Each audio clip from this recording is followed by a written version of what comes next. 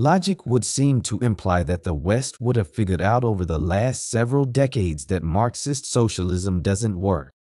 It never has and only functions to establish maximum government control, i.e., tyranny, over citizens who are stupid enough to let political prostitutes, who typically go to the highest bidder, tell them what to think and what to believe.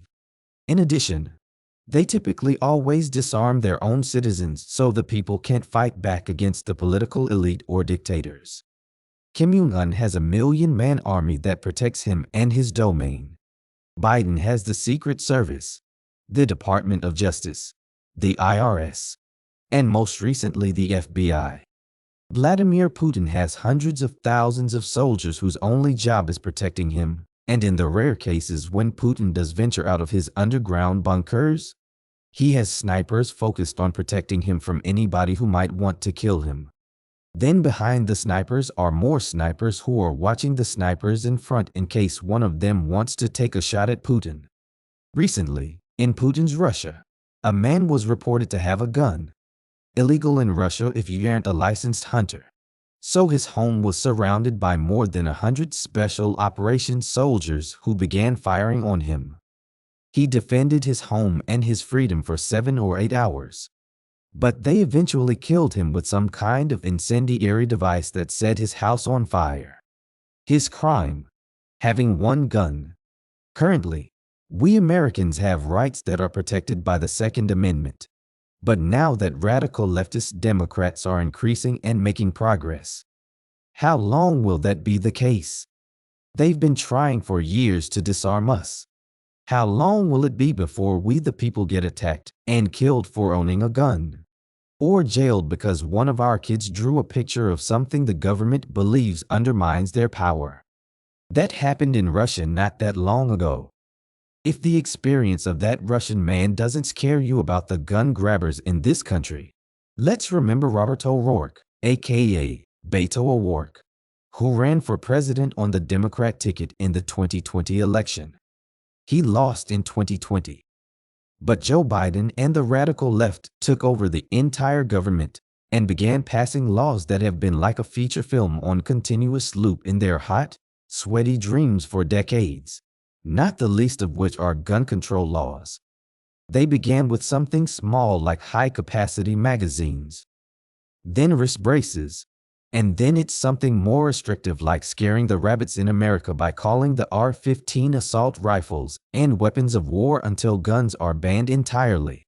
Biden, for example, said he wanted to make Beto O'Rourke his gun czar. Regardless, with a healthy Second Amendment, what would a federal administration need with a gun czar? O'Rourke, pandering to the Democrat base, once said in a campaign speech, "Hell yeah, I'm coming for your AR-15s and your AK-47s." Is that what attracted him to Biden?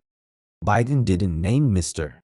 O'Rourke to his administration, but his head of alcohol, tobacco, and firearms may be worse. David Chipman, a former ATF agent, acted as Biden's chief of ATF, and he was rabidly anti-gun. Ergo his nomination to a cabinet post run by Joe Biden and the Democrats. When asked by various members of Congress to define what an assault weapon is, Chipman couldn't do it and tried multiple times to evade the question. As mentioned above, to scare and manipulate people willing to listen to Democrat propaganda. While she was Speaker of the House, Nancy Pelosi and her leftist base began to call the AR-15 not only an assault rifle but a weapon of war.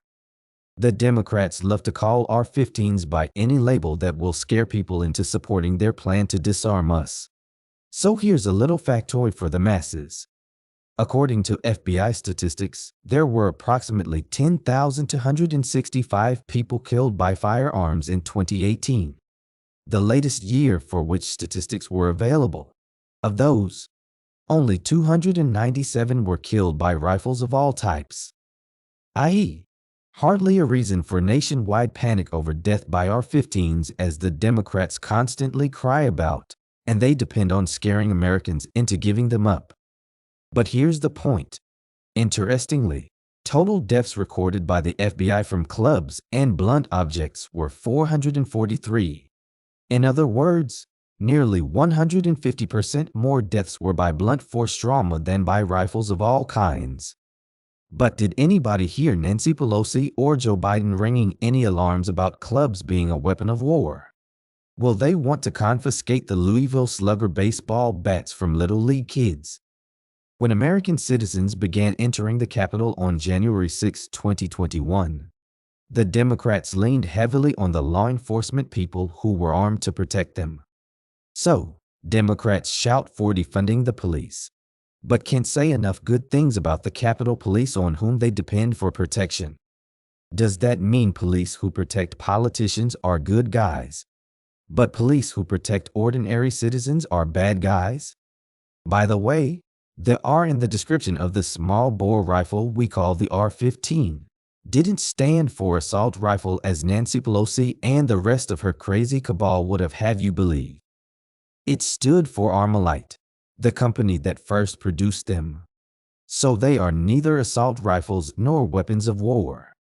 Not one single soldier, sailor, airman, or Marine is issued an R-15 or an AK-47 when they go to war.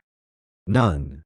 But people who are scared about guns, changes in climate, or man-made viruses are easier to lead by the nose, and twisting the language is something the left has mastered so as to scare people to get them to blindly go along with an agenda that will ruin America and leave us defenseless against real criminals or tyrannical government. In a speech at the White House, Joe Biden also decried high-capacity magazines. He said nobody needs that. But is that up to him? No.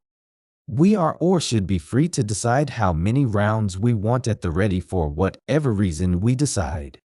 Do we play golf without a bag full of gold clubs? Each one has its use during the game, and the player gets to decide how many clubs he carries and what he wants to do with them.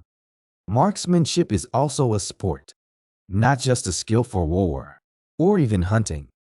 Marksmanship is also an Olympic sporting event, unless Biden thinks shooting in the Olympics is basic training for war fighting.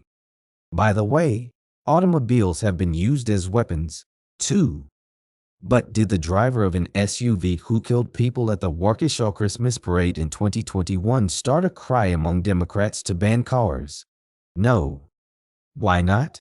The Democrats are more likely to be able to manipulate some of the electorate by scaring them through media blitzes about gun control and gun violence, and carefully chosen words that don't even apply despite records showing there are more deaths by blunt force trauma and knives than guns, and the majority of gun deaths in this country are not committed by rifles.